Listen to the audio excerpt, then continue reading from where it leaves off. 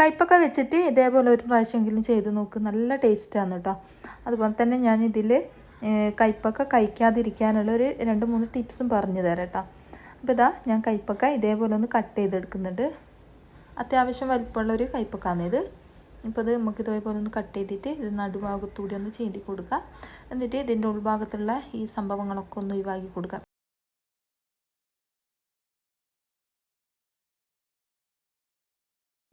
അപ്പോൾ ഇത് അതിൻ്റെ കാമ്പൊക്കെ ഒഴിവാക്കിയതിന് ശേഷം അതിൻ്റെ മുകളിലായിട്ട് പറ്റി പിടിച്ച് കിടക്കുന്ന ഈ ഒരു പാട പോലത്തെ ഒരു സംഭവമല്ലേ, അത് ഒഴിവാക്കണം കേട്ടോ.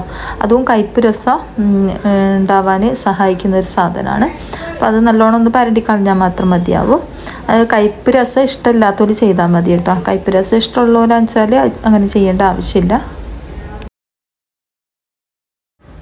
നമ്മളെ വീഡിയോ കാണുന്നവർ വീഡിയോക്ക് മറന്നു പോകാണ്ട് ഒരു ലൈക്ക് തരണം കേട്ടോ.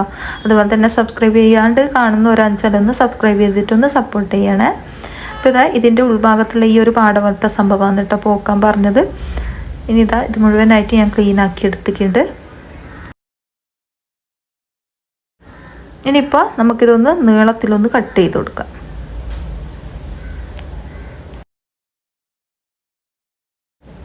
അപ്പോൾ എളുപ്പത്തിന് വേണ്ടിയിട്ടാണ് കേട്ടോ ഞാൻ ഇതേപോലെ ചെയ്യുന്നത്. ഇതേപോലെ നീളത്തിൽ തന്നെ കട്ടാക്കി കൊടുത്തിട്ട് നമുക്കിത് ഉപ്പേരി പോലെ കട്ട് ചെയ്താൽ മതിയാവേ.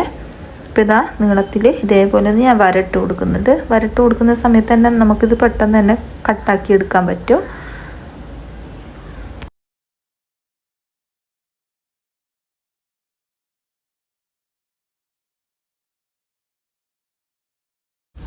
നിങ്ങൾക്ക് വേണമെങ്കിൽ മുഴുവനായിട്ടും ഇതേപോലെ വരട്ട് കൊടുത്തതിന് ശേഷം ഒന്നായിട്ട് കൂട്ടിപ്പിടിച്ച് ഇതേപോലെ ഒന്ന് കട്ട് ചെയ്താൽ മതിയാവും കേട്ടോ. ഇതിപ്പോൾ ഞാനൊന്ന് മാത്രമേ ചെയ്തെടുക്കുന്നുള്ളൂ.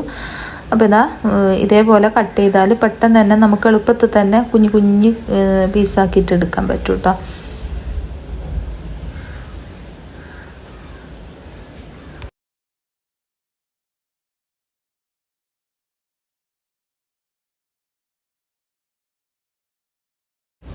ഇപ്പോൾ ഇതാ ഇതേപോലെ ഞാൻ കട്ട് ചെയ്തെടുത്തിട്ടുണ്ട്. മുഴുവനായിട്ട് ഇതേപോലെ നമുക്ക് കട്ട് ചെയ്തെടുക്കാം.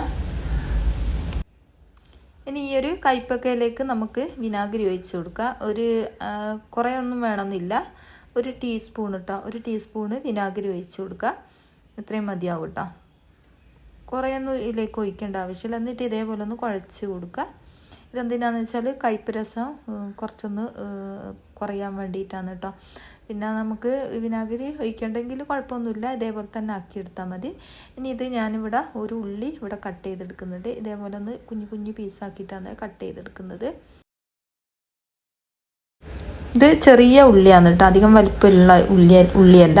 പിന്നെ നിങ്ങൾ എടുക്കുന്ന സമയത്ത് വലിയ ഉള്ളിയൊക്കെ ആണെച്ചാൽ അതിൻ്റെ പകുതി മാത്രം മതിയാവും കേട്ടോ. അപ്പോൾ ഇതാ ഇതേപോലെ കട്ട് ചെയ്ത് കൊടുക്കുകയെന്ന് വെച്ചാൽ ഒന്നും കൂടി നന്നായിരിക്കും. ഇനി ഒരു പാനിലേക്ക് നമുക്ക് കുറച്ച് വെളിച്ചെണ്ണ ഒഴിച്ച് കൊടുക്കാം. അതിലേക്ക് കുറച്ച് കടുക് ഇട്ട് കൊടുക്കുക.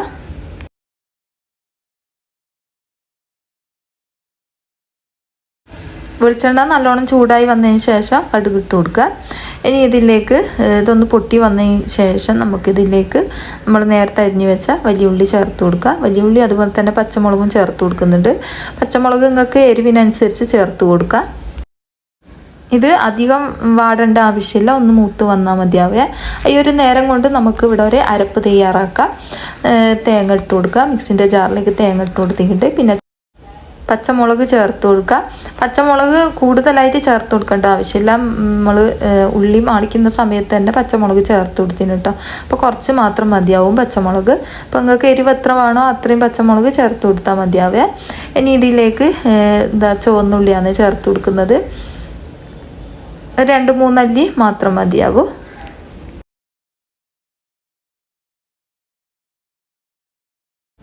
ഒരു 1/4 ടീസ്പൂൺ അളവിൽ മഞ്ഞൾ പൊടി ചേർത്ത് കൊടുത്തിട്ടുണ്ട്.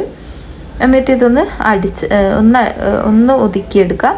നല്ലോണം അടിയേണ്ട ആവശ്യമില്ല കേട്ടോ, ഒന്ന് ഒതുക്കിയാൽ മതിയാവും. കുറച്ച് മാത്രം വെള്ളവും കൂടി ഞാൻ ചേർത്ത് കൊടുത്തിന് കേട്ടോ, കാണിക്കാൻ വിട്ടുപോയതാണ്.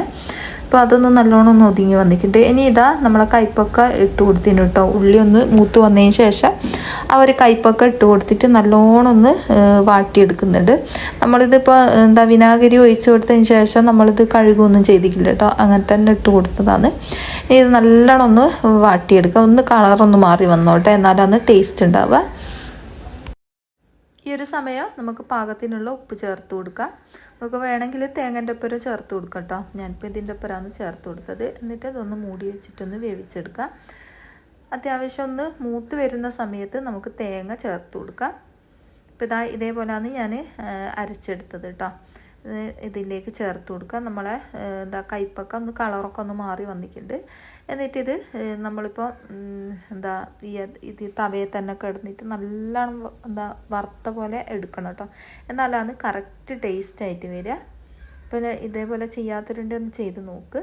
അപ്പോൾ ഇതിൻ്റെ തേങ്ങൻ്റെ പച്ചമണവും അതുപോലെ തന്നെ കയ്പ്പൊക്കെ ഒന്ന് മുരിഞ്ഞ് വരുന്ന ആ രൂപത്തിലൊക്കെ ആകുമ്പോൾ നല്ല ടേസ്റ്റാണ് കേട്ടോ.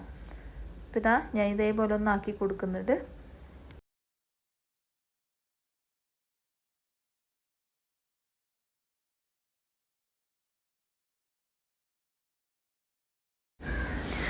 കയ്പ്പൊക്കെ അത്യാവശ്യം ഇവിടെ ആയിട്ടുണ്ട്. ഇങ്ങനെ വേണമെങ്കിൽ നിങ്ങൾക്ക് ഇങ്ങനെ എടുക്കാം. ഞാനിപ്പോൾ ഇങ്ങനെയാണ് എടുക്കുന്നത്. നിങ്ങൾക്ക് വേണമെങ്കിൽ അല്ലെങ്കിൽ കുറച്ചും കൂടി വെളിച്ചെണ്ണ ഒഴിച്ച് കൊടുത്ത് ഇത് മുരിയിച്ചെടുക്കാം കേട്ടോ. നല്ല ടേസ്റ്റാണ്. മുരിയിച്ചെടുത്ത് കഴിഞ്ഞാൽ കുറച്ചും കൂടിയ സമയം ലോ ഫ്ലെയിമിലിട്ടിട്ട് ഒന്ന് വറുത്തെടുത്താൽ മതിയാവും കേട്ടോ. നല്ല ടേസ്റ്റാണ് കേട്ടോ. ഇതേപോലെ ചെയ്യാത്തവരുണ്ടെങ്കിൽ ചെയ്ത് നോക്കുക. പിന്നെ ലാസ്റ്റ് ഞാൻ ഇതിലൊരു സാധനം കൂടി ചേർത്ത് കൊടുക്കുന്നുണ്ട്. സാമ്പാർ പൊടിയാണ് കേട്ടോ. അത് കാണിക്കാൻ വിട്ടുപോയതാണ്.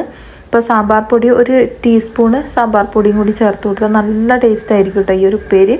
അപ്പോൾ ഇതേപോലെ ചെയ്യാത്തവരുണ്ടെങ്കിൽ ചെയ്ത് നോക്കുക. അടിപൊളി ടേസ്റ്റ് ആയിട്ടുള്ള കയ്പ്പുപ്പേരി, ഒട്ടും കയ്പില്ലാത്ത ടേസ്റ്റിൽ നമ്മളിത് ചെയ്തെടുത്തിട്ടുണ്ട്. അപ്പോൾ ഇത്രയേ ഉള്ളൂ ഇന്നത്തെ വീഡിയോ. അടുത്ത ഇതേപോലത്തെ പുതിയ വീഡിയോ കാണാം. അസ്സലാമു അലൈക്കും.